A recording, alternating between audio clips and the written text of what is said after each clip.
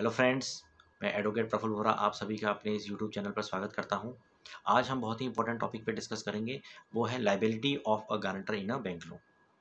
कोई व्यक्ति जब भी बैंक के अंदर जाता है लोन लेने के लिए, तो यूजुअली बैंक जो है उसके पेपर्स को, डॉक्यूमेंट्स को देखने के बाद ये भी कभी कभी कह देता है कि जी हमें इस लोन को देने में आपको आपत्ति नहीं है, बट आप कोई पर्सनल गारंटर ले आइए। बैंक जो है इंसिस्ट करता है एक पर्सनल गारंटी के लिए। आपने देखा होगा पीछे ऐसे एक स्कीम निकली थी प्रधानमंत्री मुद्रा योजना की, जो अभी भी चल रही है। उसके अंदर बैंक्स ने एक पर्सनल गारंटर होने के लिए काफ़ी इंसिस्ट किया था। तो इसी तरह से कभी कोई व्यक्ति लोन लेने जाता है और उससे बैंक जो है ये कहता है कि जी पर्सनल गारंटर आप अरेंज कर दीजिए, किसी की पर्सनल गारंटी चाहिए होगी। तो यूजुअली वो क्या करता है, अपने फ्रेंड्स में, फैमिली में या अपने बिजनेस रिलेशंस में लोगों को अप्रोच करता है कि जी मेरे बिहाफ पे आपको गारंटी देनी है, लोन तो मैं ही ले रहा हूँ, आपको सिर्फ और सिर्फ पर्सनल गारंटी देनी है। तो इस तरह से अगर कोई हमारे सर्कल के अंदर भी हमें अप्रोच करता है कि जी आपको सिर्फ पर्सनल गारंटी देनी है, एक पैन कार्ड और एक आधार कार्ड लगेगा और एक आपकी गारंटी डीड साइन होगी, लोन तो मैं ही ले रहा हूँ, मेरे ही अकाउंट से ईएमआई जाएगी, इंटरेस्ट भी मैं ही सर्व करूँगा, आपको वो कन्विंस करता है और आप भी चले जाते हो, जाके गारंटी डीड साइन कर देते हैं।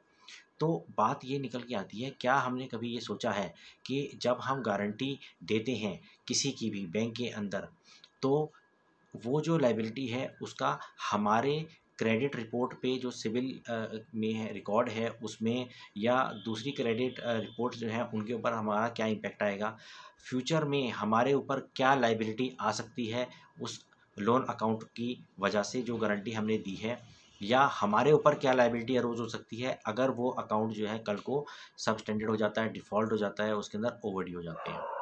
ऐसा है, मैं आपको एक बात बहुत क्लियरली बता देता हूँ कि कॉन्ट्रैक्ट ऑफ गारंटी जो है, कॉन्ट्रैक्ट ऑफ गारंटी जो है वो इंडियन कॉन्ट्रैक्ट एक्ट में सेक्शन 126 से गवर्नड है।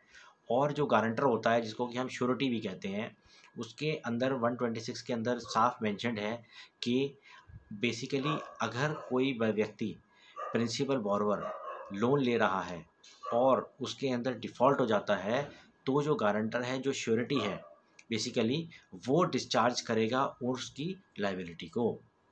यानी कि अगर सेक्शन सेक्शन 126 में साफ लिखा है, अगर वह व्यक्ति जो कि लोन ले रहा है या जिसने लोन लिया है, अगर वो कल को डिफ़ॉल्ट कर देता है, ठीक है जी, और वो पैसा नहीं दे पा रहा है बैंक का वापस, तो जो गारंटर है उसमें बैंक उससे रिकवरी करेगा। यानी कि अगर मैंने किसी अकाउंट के अंदर पर्सनल गारंटी दी है, तो बैंक जो है वो कल को डिफ़ॉल्ट होता है और वो पैसा नहीं दे पाता, तो मैं लायबल हूँ उस पैसे को वापस देने का।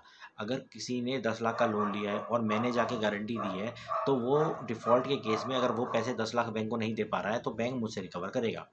अब बात ये कभी-कभी माइंड में आती है, भई मैंने तो सिर्फ़ और सिर्फ़ जाके एक गारंटी डीड पे साइन किए हैं, अपना पैन कार्ड दिया है, अपना आधार कार्ड दिया है, ना तो मैं कोई रिटर्न दिए, ना कुछ दिए, यानी कि मैं तो मतलब फाइनेंशियल गारंटर हूँ ही नहीं, मैं तो नॉन फाइनेंशियल गारंटर हूँ।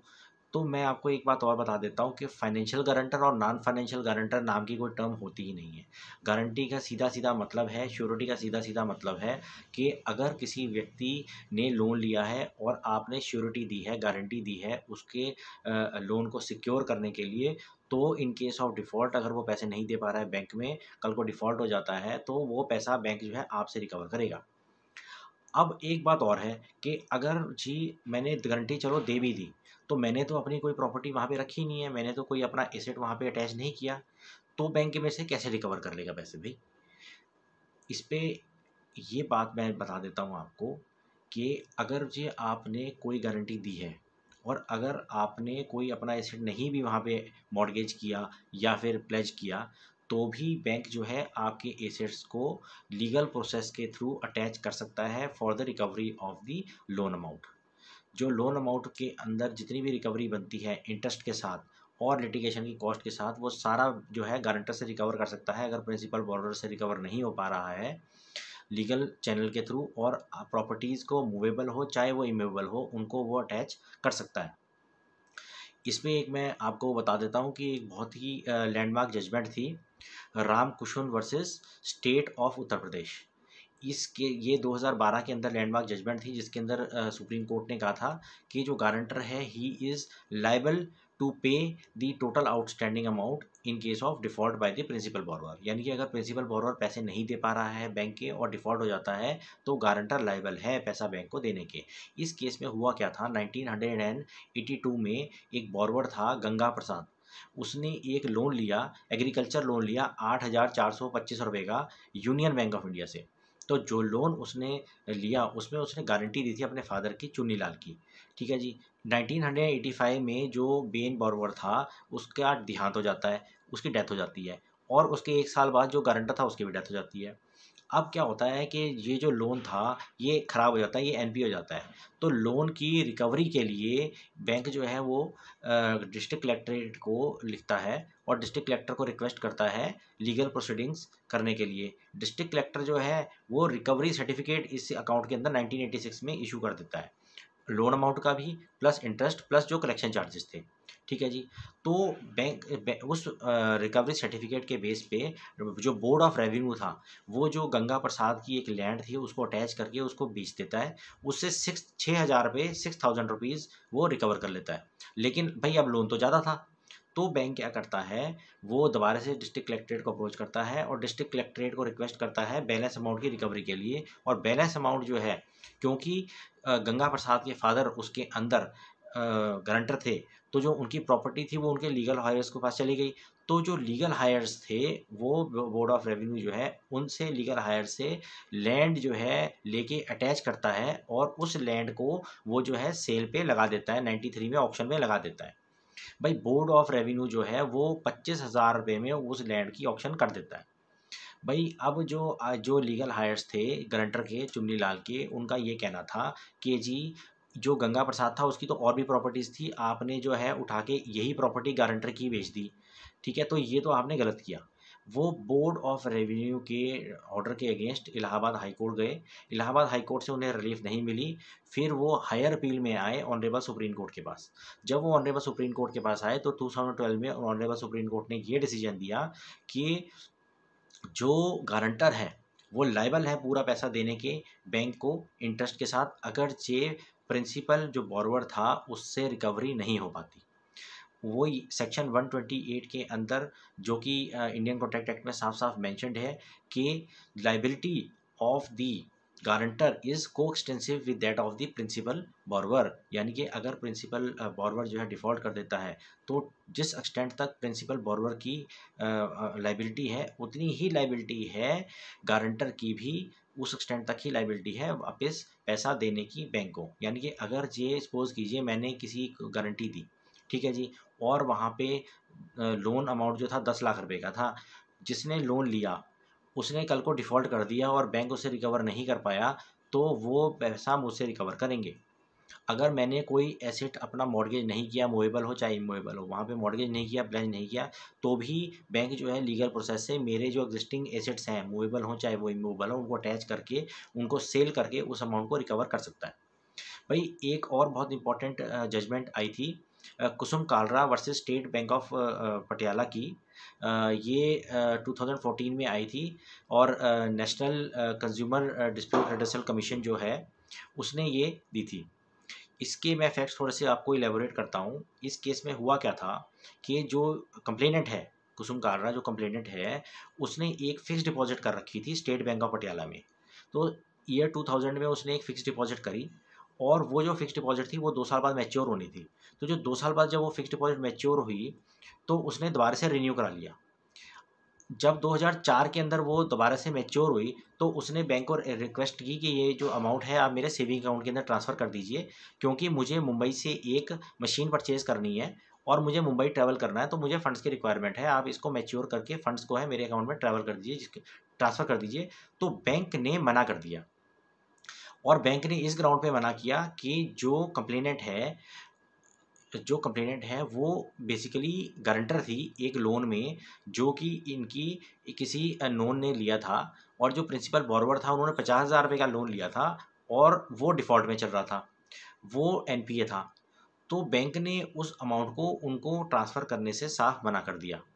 ठीक है जी। कंप्लेनेंट जो था वो जो था डिस्ट्रिक्ट कंज्यूमर फोरम में गया और डिस्ट्रिक्ट कंज्यूमर फोरम के अंदर जो कंप्लेंट दायर करी वो यही करी कि जी वो डायरेक्ट करे बैंक को ये पैसा जो है मेरे अकाउंट के अंदर ट्रांसफ़र करने के लिए। तो डिस्ट्रिक्ट कंज्यूमर फोरम ने भी यही कहा कि क्योंकि आपने गारंटी दी हुई है उस लोन की, तो आपकी लाइबिलिटी बनती है उसको डिस्चार्ज करने के लिए, उसको रिकवर करने के लिए बैंक जो है वो बिल्कुल भी लायबल नहीं है उस अमाउंट को ट्रांसफ़र करने के लिए आपके अकाउंट के अंदर। तो बैंक जो है उस अमाउंट से बिल्कुल उस पैसे को रिकवर कर सकता है जो कि डिफ़ॉल्ट अमाउंट है, प्रिंसिपल प्लस इंटरेस्ट को उसको रिकवर कर सकता है। इसके डिसीजन के अगेंस्ट ये स्टेट कमीशन के पास चले गए और स्टेट कमीशन में जब ये आया सामने तो उन्होंने एविडेंसेस पेश किए कि ये जो था, उन्होंने ये कंटेंशन की कि ये तो गारंटी डीड इसने साइन ही नहीं करी।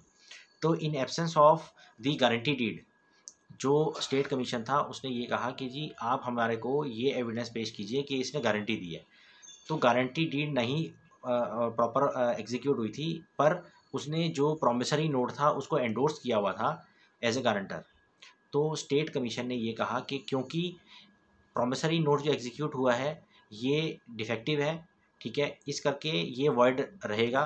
प्रॉमिसरी नोट को उसने वर्ड डिक्लेयर करके स्टेट कमीशन ने बैंक के अगेंस्ट कंप्लेनेंट के फेवर के अंदर डिसीजन दे दिया। लेकिन जो बैंक था वो स्टेट कमीशन के डिसीजन के अगेंस्ट नेशनल कमीशन में गया, और जब नेशनल कमीशन में ये आया सामने तो उसने ये देखा कि क्योंकि प्रॉमिसरी नोट के ऊपर एंडोर्समेंट की हुई थी, इसका मतलब ये है कि जो कंप्लेनेंट है उसने गारंटी दी है, और जब उसने गारंटी दी है तो इसका ये मतलब हो गया कि शी इज़ लाइबल टू पे दैट अमाउंट। तो डिफ़ॉल्ट अमाउंट जो है वो लाइबल है, इसलिए कंप्लेनेंट की जो अपील थी, जो कंप्लेंट थी, उसको नेशनल कमीशन ने डिसमिस कर दिया और जो डिसीजन था वो स्टेट बैंक ऑफ पटियाला के फेवर में दे दिया।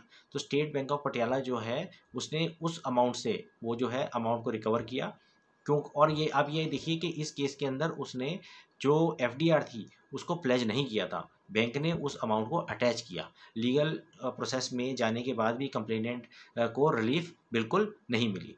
तो आप ये समझ लीजिए कि अगर किसी ने कोई पर्सनल गारंटी दी है तो as per Indian contract act उसकी पूरी की पूरी लाइबिलिटी बनती है प्रिंसिपल प्लस इंटरेस्ट की। अगर कोई एसेट नहीं भी मॉर्गेज हुआ तो भी बैंक अटैच कर सकता है और he can be held liable to pay off the dues. इस बात को लेके बहुत सारी मिथ्स हैं, बहुत सारी मिसकंसेप्शन है लोगों के अंदर कि हमारी लाइबिलिटी अरोज़ नहीं होती है, हमने तो सिर्फ आधार कार्ड पैन कार्ड दिया है, तो ऐसा नहीं है। दूसरी बात मैं आपको और बता देता हूँ कि अगर ये डिफ़ॉल्ट हो जाता है अकाउंट, या इरेगुलर चलता है, या लेट ईएमआई जाती हैं, तो वो हमारे सिविल के अंदर भी रिफ्लेक्ट करता है, हमारी क्रेडिबिलिटी को भी इफेक्ट करता है। क्योंकि जो हमारी क्रेडिट रिपोर्ट होगी वो जब भी सिविल जनरेट करेगा तो उसके अंदर वो लोन आएगा, वो इंस्टीट्यूशन एज अ गारंटर उस पूरी डिटेल को मेंशन करता है, उसका पूरा ट्रैक रिकॉर्ड उसके अंदर आता है। तो ये हमें ख्याल रखना है कि हम किसको गारंटी दे रहे हैं और उसकी क्या लायबिलिटी हमारे सर पे आ सकती है। इस वीडियो को हम यहीं पर ही अभी समाप्त करते हैं। अब जिन दोस्तों ने मेरा ये चैनल सब्सक्राइब नहीं किया, मेरी रिक्वेस्ट है वो फटाफट इसको मेरे इस चैनल को जो है सब्सक्राइब करें, ताकि फ्यूचर में जो भी मेरे वीडियोस आएँ वो अपडेटेड रहेंगे। Thank you very much for listening to me so patiently. Thank you.